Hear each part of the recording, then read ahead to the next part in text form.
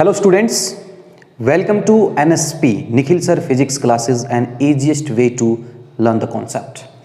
तो बच्चों आज हम क्लास 12th के इस लेक्चर में we are going to discuss how many types of current generally we see. कितने टाइप्स ऑफ करंट आप जनरली देखते हो? There are two types of current mainly. Basically एक थर्ड टाइप ऑफ करंट है, वो हम डिस्कस करेंगे बाद में, लेकिन generally we see there are two types of current that you can see on your board.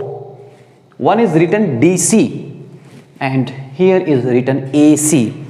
DC and AC are main two types या main two forms of electric current.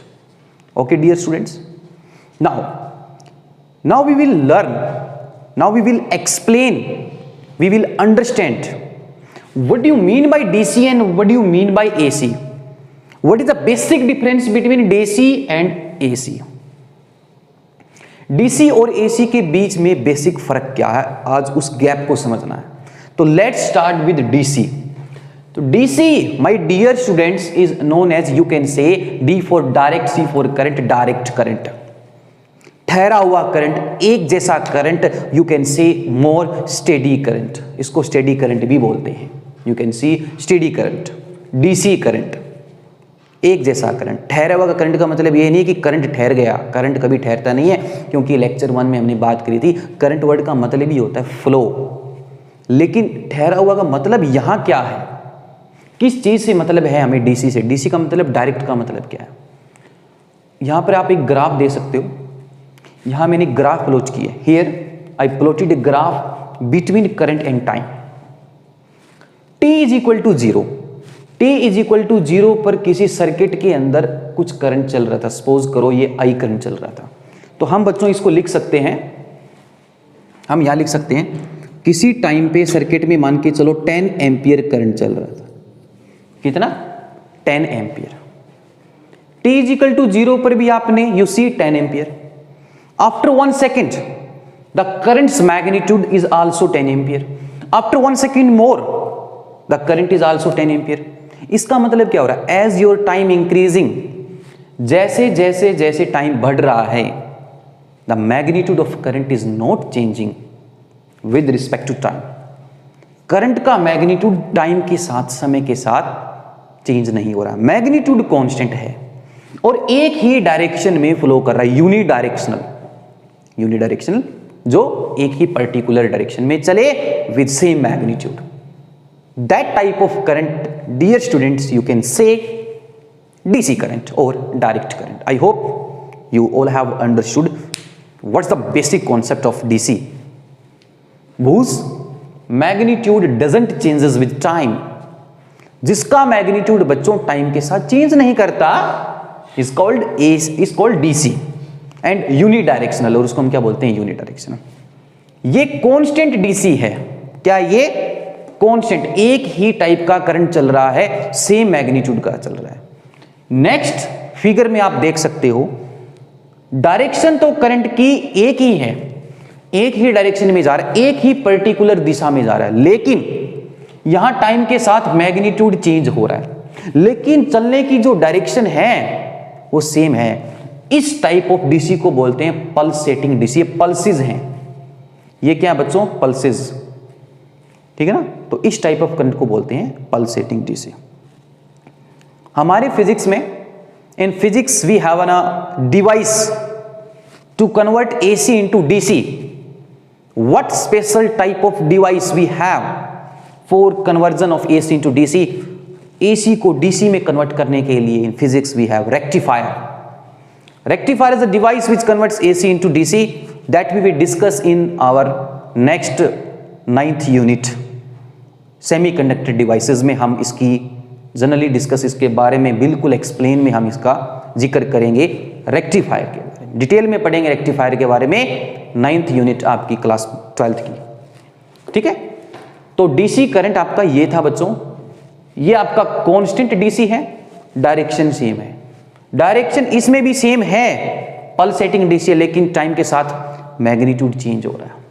देखो time 0 current 0, जैसे जैसे time बढ़ा, जैसे जैसे time बढ़ा वैसे वैसे करंट बढ़ रहा है, लेकिन डायरेक्शन ही बढ़ते बढ़ते बढ़ते ये current as your time increasing, as the time increasing, the current at one particular time reaches to its maximum value, अपनी मैक्सिमम वैल्यू पर पहुंच जाएगा, पीक पॉइंट पर पहुंच जाएगा, जहां पर करंट की मैक्सिमम वैल्यू होगी. एंड टाइम तो हमेशा बढ़ता ही जाएगा, टाइम गोज ऑन इंक्रीजिंग. तो जैसे जैसे फिर टाइम बढ़ा तो अब की बार करंट का ग्राफ घटा, घटते घटते घटते जीरो, फिर बढ़ा, बढ़ते बढ़ते मैक्सिमम, फिर घटा जीरो, फिर बढ़ते बढ़ते मैक्सिमम, फिर घटा जीरो. बट ये सारा काम, but all this work is happening in a particular direction. तो this type of DC is known as pulsating DC. तो बच्चों अब हम बढ़ते हैं आपके एसी करंट के बारे में. इंपॉर्टेंट है ये, क्यों है? और इस एसी करंट से आपके +2 क्लास के फिजिक्स के फाउंडेशन कोर्स में अलग से यूनिट है, unit number 4th, and that is EMI and AC, electromagnetic induction and AC. Detail में AC की हम डेरिवेशन, सर्किट डायग्राम्स जिक्र करेंगे 4th यूनिट में. लेकिन सबसे पहले हमें थोड़ा आइडिया होना चाहिए. Before that we will have some idea about AC, we will have some knowledge about AC. So now what do you mean by AC? AC stands for here for alternate current, alternating current. ठीक है, तो repeat करेगा alternatively. देखो कैसे, यहां एक बच्चों एक आप ग्राफ देख सकते हो. Here also I plotted a graph between I and T. तो जैसे जैसे टाइम बढ़ रहा है, बढ़ते बढ़ते बढ़ते बढ़ते करंट अपनी मैक्सिमम वैल्यू पर पहुंच जाता है. As the time increasing, the current reaches to its maximum value, becomes a peak value of current, maximum value of current. After that, the time goes on continue increasing, and now the current starts to decrease and ultimately becomes zero at one time. And now, ये जो बच्चों ये जो काम हुआ है, ये एक ही डायरेक्शन में हुआ है, एक पर्टिकुलर डायरेक्शन में हुआ है. अब क्या होगा?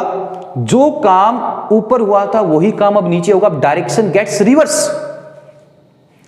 पहले पॉजिटिव साइकिल में, हाफ साइकिल बोलते हैं इसको, हाफ साइकिल, पहले पॉजिटिव हाफ साइकिल में करंट बढ़ते बढ़ते मैक्सिमम, फिर मैक्सिमम से घटते घटते जीरो. अब यही काम नेगेटिव हाफ साइकिल में होगा और डायरेक्शन रिवर्स हो जाएगी, अल्टरनेटिंग चलेगा. एक बार इस डायरेक्शन में, एक बार इसमें, एक बार इसमें, एक बार इसमें. सपोज कर सकते हो अब टाइम बढ़ा, टाइम नेगेटिव में बढ़ते बढ़ते current maximum reaches to its maximum value. ये माइनस का मतलब ये जो है आपका बच्चों, ये जो मैक्सिमम करंट आपका नेगेटिव साइकिल में है, ये नेगेटिव का मतलब ये नहीं है कि करंट नेगेटिव है. यहां हमने डायरेक्शन को रिवर्स किया है, and that's why negative sign stands here. And I max positive के लिए, पॉजिटिव हाफ साइकिल के लिए. तो नेगेटिव में टाइम बढ़ते बढ़ते मैक्सिमम, फिर मैक्सिमम से घटते घटते जीरो.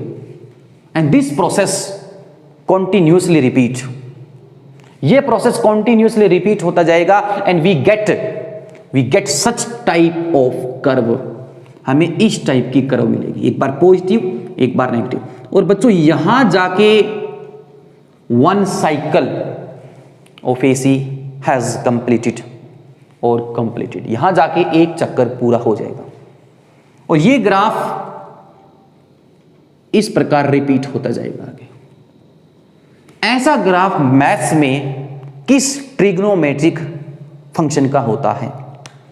तो AC करंट को हम by an another name is also known as sinusoidal current. Sinusoidal current, इसको हम साइनसोइडल करंट भी बोलते हैं. Don't to be confuse with this word. Why AC is known as sinusoidal current? Because the graph of AC behave like a sine graph, behave like a sine trigonometric function. That's why we called sinusoidal current to be AC also. तो बच्चों ये था AC और DC का basic concept. कहीं भी कोई भी दिक्कत मेरे ख्याल से किसी भी बच्चे को नहीं आई है. अगर आई है तो without hesitation you can contact me. ठीक है, I will reply to you. ठीक है, तो बच्चों नेक्स्ट हम जिक्र करेंगे, पढ़ेंगे ड्रिफ्ट वेलोसिटी के बारे में, करंट डेंसिटी के बारे में, और आपकी करंट इलेक्ट्रिसिटी का. नेक्स्ट लेक्चर से सबसे इंपॉर्टेंट टॉपिक स्टार्ट हो जाएगा, जहां से एग्जामिनर क्वेश्चंस बोर्ड में आपसे पूछता है. That is your drift velocity, current density, resistivity, Ohm's law, इन सब की बातें करेंगे। तब तक के लिए दोनों लेक्चर्स को इनको प्रिपेयर करो, ठीक है। नेक्स्ट लेक्चर में हम फुल मोटिवेशन से, फुल एनर्जी से आपके सामने मैं हाजिर हूँगा। तब तक के लिए have a nice day. Thank you to all of you. Okay.